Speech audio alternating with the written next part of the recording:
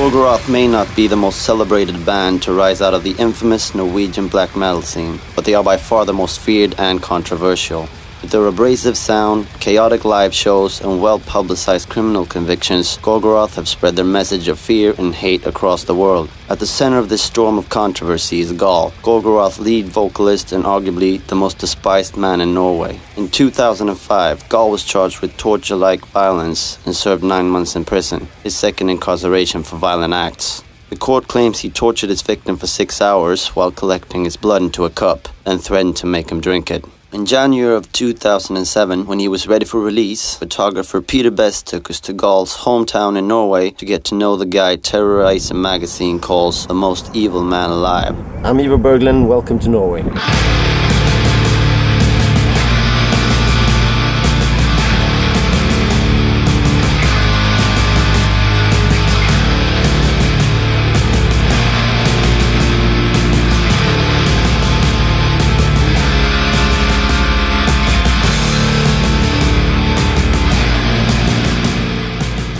The story of Gaahl and Norwegian black metal actually starts in Newcastle, England, back in 1979, when a local metal band named Venom, responding to the rampant commercialism of heavy metal, decided to take their music in a darker, more extreme direction through satanic lyrics and imagery. This spawned black metal, a term coined by their 1982 album of the same name. From there, the door opened for bands with similar ideas and sounds. Bands like Merciful Fate from Denmark, Hellhammer from Switzerland, and Bathory from Sweden.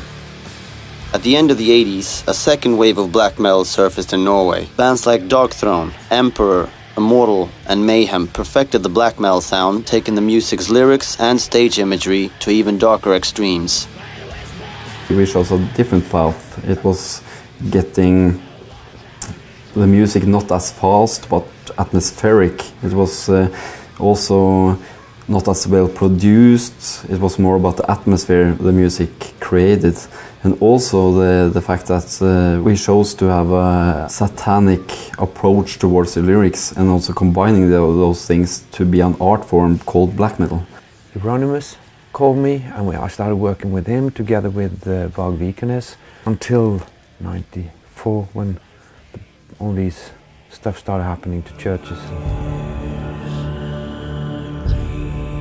In the mid-90s, a series of crimes in Norway brought black metal to the attention of the mainstream media. The arson of over a dozen Christian churches and the murder of Mayhem guitarist Euronymous by bandmate Vagvikernes, who stabbed him 23 times in the face, neck and back.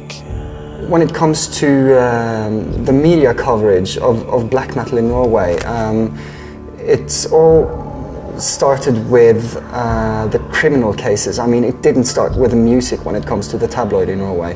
It started with the church burnings, with the murders and everything surrounding that area, you know, with Burzum and Vagvikernes and, well, good tabloid stories, basically. I couldn't believe that they were that foolish. On the other hand, they had an identity because everybody was against them. When you're 17, 18, you believe in a lot of funny things. I'm not about to say if it's right or wrong.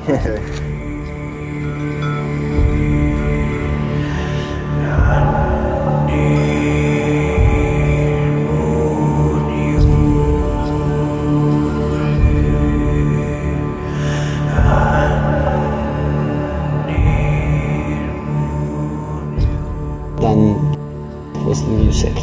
And I think most of the bands today are centered around the music. But of course you have bands like Burghart who have the ideology still very much intact within the band, the satanic ideology.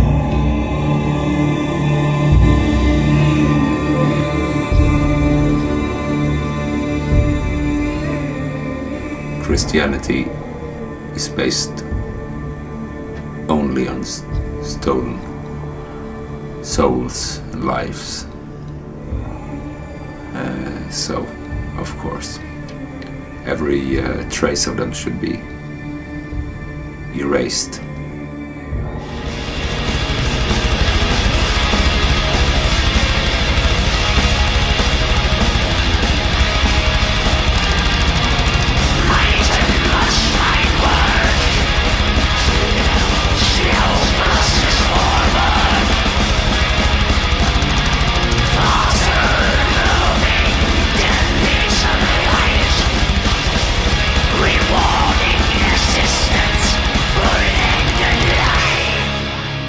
Gorgoroth basically means terror.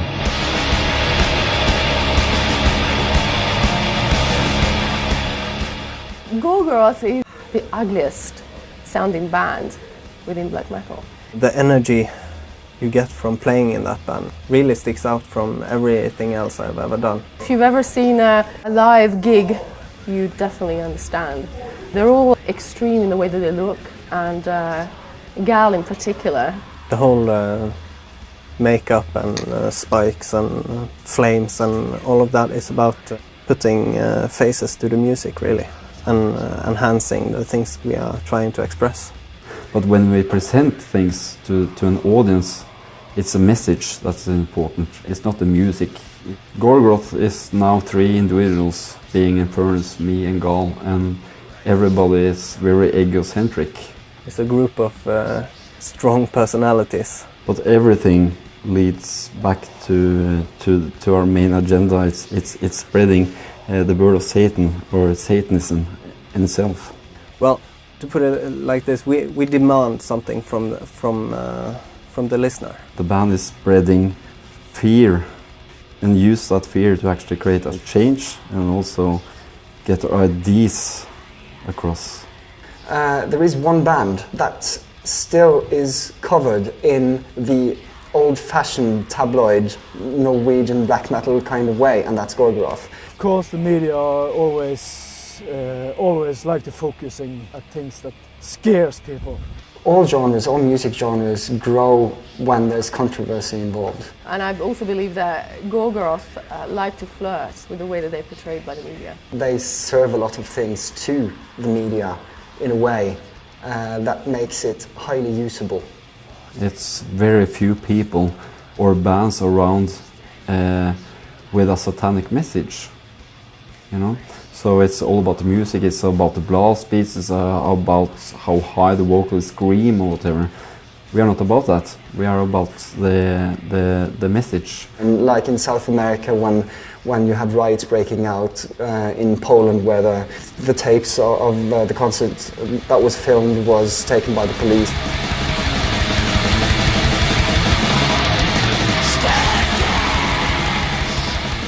On February 1st of 2004, Gorgoroth appalled the Catholic nation of Poland with a blasphemous display of satanic imagery at their most controversial show to date. We had a lot of sheep skulls, as well as a lot of sheep heads on poles all over the front of the stage. And 4 crosses. Upon the crosses was 2 naked men, hooded, and 2 naked hooded women, covered in blood. The sheep represents the flock, and we represent the goat. The individual, striving to go our own ways, not necessarily following the flock. The flock and the sheep, it's the Christian themselves that's chosen this word. From the Bible, it's you have the goat and you have the sheep. So the sheep is the one that belongs to God, and the goat is the one that will be punished because they have a free will. To get a better understanding of Gaahl and where he comes from, we traveled across Norway to the small mountain village where he was born and still lives today. Always been a lot of rumors about Gorgoroth, and always a lot of rumors about Gaahl. Are they true? Well, no, of course. Well, maybe some.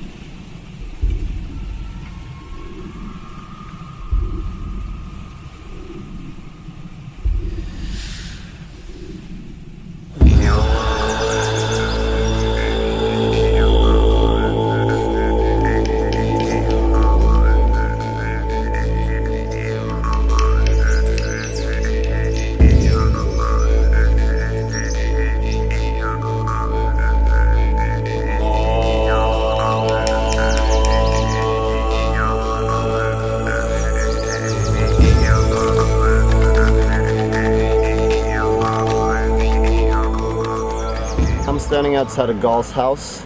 Everything you see around us is owned by his family, and it's been so for generations.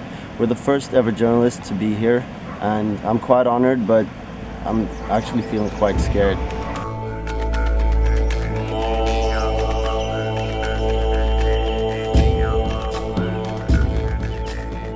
His town, I guess if you could call it, a valley, is named after his family. There's maybe 5 or 6 houses, each of which belongs to a different member of the family.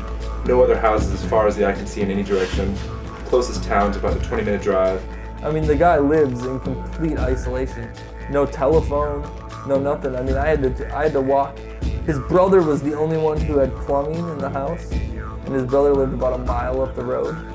So every time I needed to take a shit or anything, I had to walk literally in ankle-high mud because it had been raining for 72 days straight.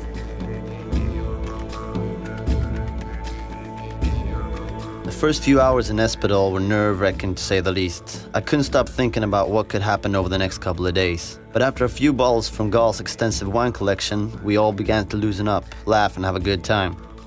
You know we're here because we're interested in the man behind all the spikes and skull makeup Of course, that might be one of my problems with when I talk to journalists. I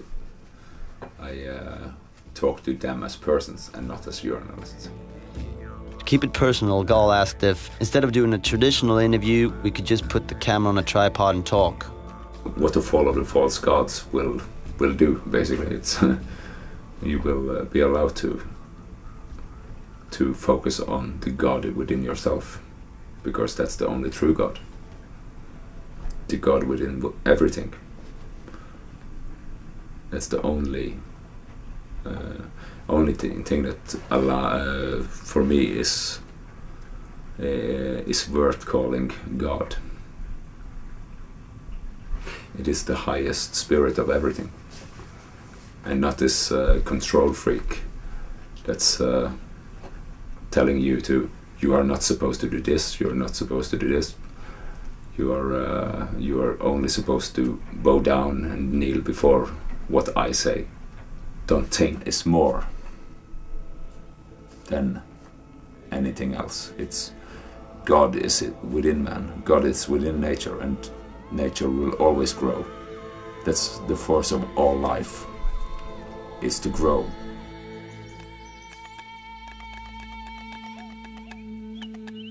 He personally took us all aside and critiqued us on what he thinks we could change about our lives and shit. And it's he met us a day before, you know what I mean? And the thing that was blowing all of our minds, and we all got together the next day and had these little huddles when he wasn't around to talk about it, was how right on he was. I think everyone was just speaking very freely, and of course the wine was flowing, and I think we all saw a special side to Gaahl. There are many sides to him. Like, I think there's many sides to every human being. And of course, you know, we can all be a little evil sometimes. Character that he is scares people. How direct he is about what he believes in. One single word me and Gaahl never will forget, and that's honest. The word honest. This guy that has a reputation of being a badass and a Satanist and all sorts of other things, the rednecks out there want to challenge him or fuck with him, just like it would be in the States growing up if you were one of these kind of guys. So I think he gets, people will mess with him a little bit, and when he, as he says, when someone crosses my borders or, you know, steps on his foot, so to speak, that he teaches them a lesson. You know, we were walking down the road one day and he showed me this little building, and he's like, that's my schoolhouse. He's like, yeah, I went to, between kindergarten and 18 years of age, I went to school there, and it was just me and one other kid. I was like, for 18 years you only went to school with one other person? And he was like, yeah, and that kid lived like 45 minutes away. So when school was done, he had to get on a car or a bus to go home. Like, I never got to, you know, hang out with him. Skål for having a excellent time. One of a kind. One of a kind.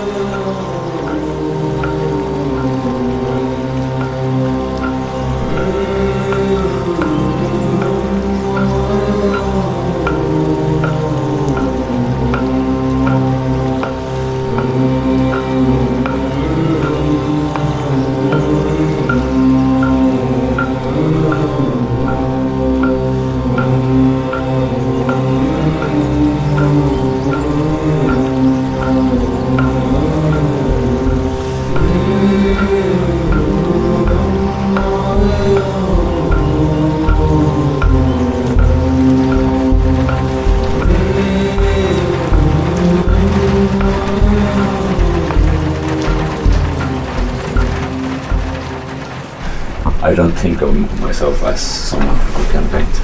So that's why I quit art school, because you cannot go to school to become an artist. I've seen some of the stuff you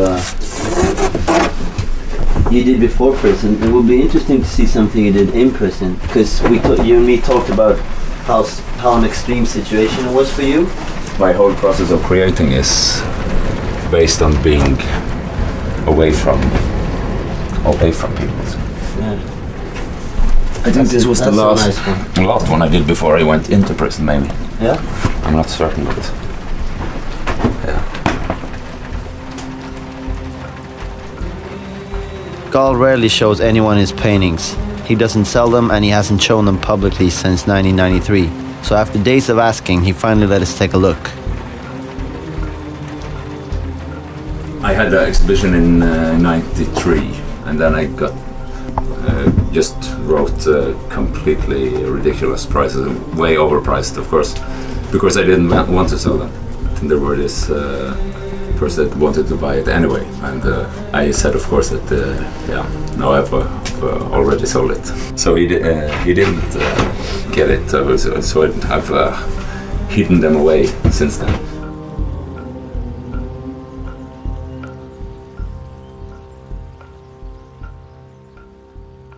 On our third day in Espedal, the rain finally let up, so we traveled to Dale, the closest thing to Gaahl's house resembling civilization. Yeah, Gaahl just told me that the water's about 1.5 to 2 meters higher than it usually is, because they've had 76 days of rain here in a row, non-stop. I made several phone calls to everyone from reporters to local police, trying to get anyone to comment on Gaahl. I was met with excuse after excuse. It seemed like the whole town was afraid of him. Until I finally convinced one journalist that had followed his case since the beginning to give me a brief interview. Ja, det 4 stykker, og de dreier seg alle om vold, og til dels veldig grov vold. Og det ser ut som de dommene blir grovere og grovere for hver dom. The more recent case that he just got out of prison for was something similar. He was attacked. He beat this guy, held him down for a number of hours. I think tied him up while slapping him supposedly squeezing his balls, singing him pretty Norwegian lullabies while collecting his blood into a cup. The courts try to say that he drank the guy's blood or he forced the guy to drink his own blood, but Gaahl claims it was just to prevent it from getting on his carpet. All of them have been acknowledged as self-defense, actually. So, and but that have crossed borders. It's like with a painting, you don't stop until it's finished.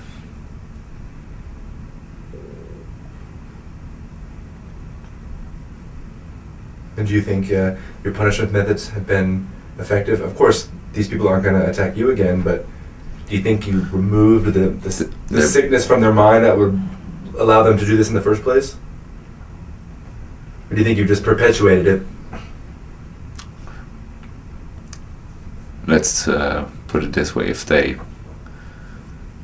they were of bad seed, they wouldn't spread it. Det är slag och spark och i någon av sakerna så hade det pågått i timevis enligt de domarna som föreligger. Och väldigt grovt och folk har varit skadade över väldigt lång tid, sykemeldt i flera år. Slagit ner sina offer och sedan fortsatt misshandlingen mens de är ute av stand till att försvara sig. I flera timmar i någon av de tillfällena. Det står i det. Just by saying no to someone, punish them enough, and someone you probably need to cut to small pieces and sew back together.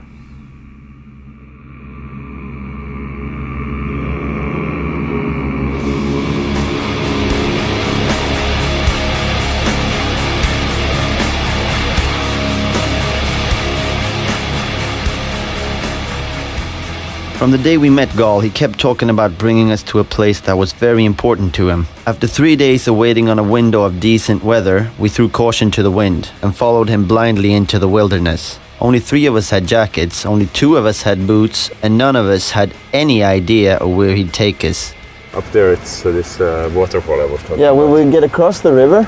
But I don't think so. But maybe we can walk up here and walk around. Okay. Yeah, let's do that. That's quite a long journey. Let's see how long we make it.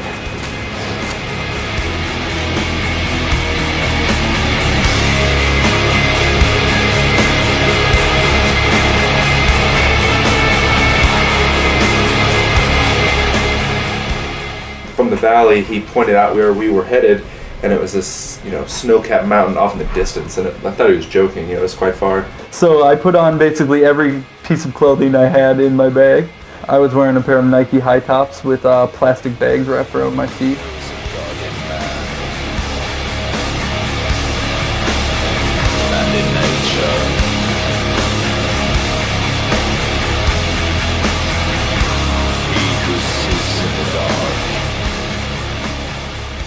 I become what never fails, following the footsteps behind me. I don't like to explain things to people because it's written in a way that it should open the mind of the listeners' own thoughts.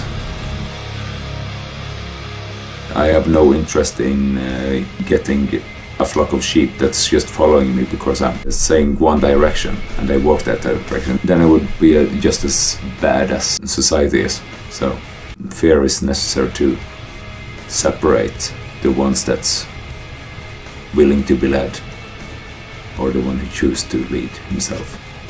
Men det är lite hårdare på sidan av stigen hela tiden också. Ja. Så det är lite... There's so many of this sheep character that's drawn towards it as fans. There's so many lowlifes among the crowd. There's so many just there for the music and nothing else. You don't perform black metal if you're not a warrior. Black metal is a war against what everyone knows. Ska vi ända upp dit? Ja. Fortsätta så vi får fånga ljuset.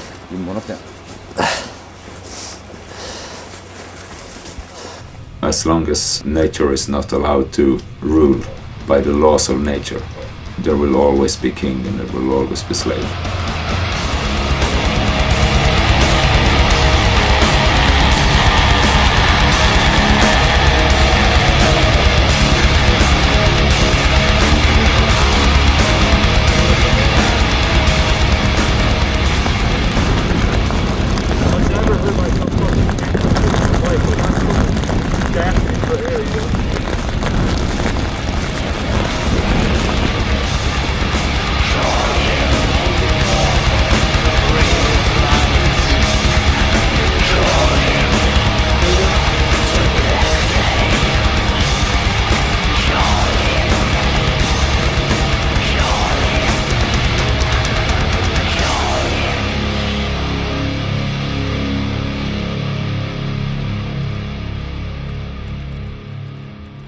2 hours. Like these elevations, my lungs are just fucking giving out. I don't know if I can go any farther up, man. That better be the top, because I don't think I can make it any farther. And at this point, I just fucking went into a panic, and I was just like, you know, this is fucking stupid. I don't know. You won't even really tell us where you're bringing us, or why you're bringing us, or what this is about, you know? Like, and I, you know, at a point, I was just like, I don't care what the fuck is at the top of the mountain, you know what I mean? Like, I don't, you know, it makes no difference to me. We're gonna jeopardize this whole entire project for some stupid fucking nature walk. This is about heavy metal, you know? This is about a band. This isn't Field and Stream magazine. Even when I stand still, I can't catch my breath right now. I don't know what to fucking do. I don't feel like this is fucking safe right now, man. They're just taking into regard what we need to see, dude. I don't fucking care about that at this point, man. I've seen enough. Yeah, I can't go up there, man. There's no physical way. I'll fucking... I know, I'll faint.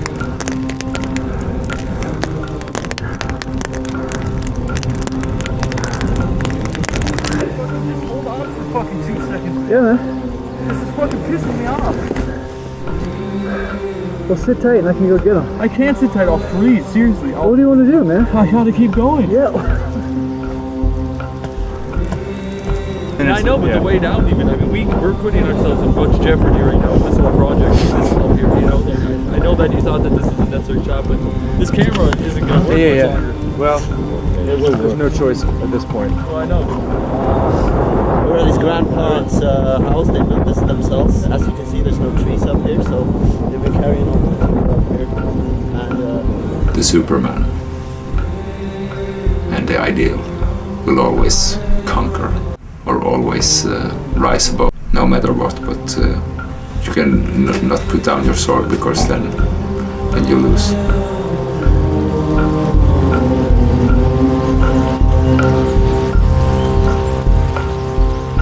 So do you get frustrated being a lone wolf, or do you like it? Being one of the very few people who is worthy of the title of the elite person? Is it lonely? I don't think that you ask me the right questions. I don't think